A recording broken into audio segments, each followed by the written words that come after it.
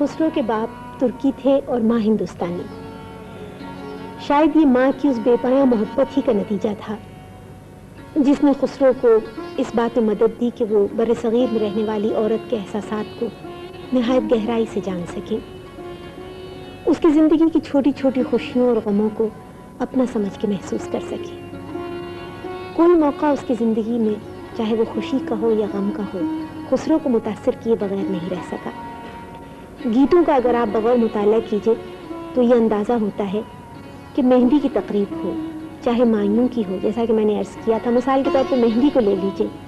मेहंदी की रात सारा आसमान शगुन के हरे पत्तों से ढक जाता है और आसमान के सितारे मेहंदी की थालों में उतर आते हैं।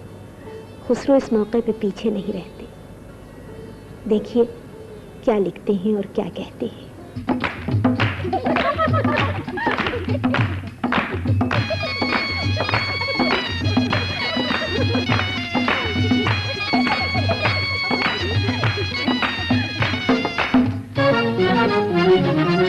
अच्छे बने मेहंदी लावन दे, हरियाले बने मेहंदी लावन दे, उसरा बने मेहंदी लगावन दे रे। अच्छे बने मेहंदी लावन दे, हरियाले बने मेहंदी लावन दे रे।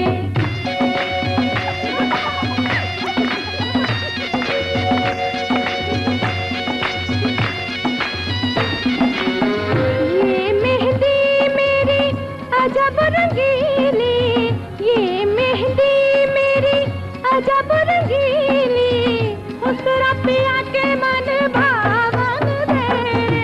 अच्छे बने मेहंदी लावन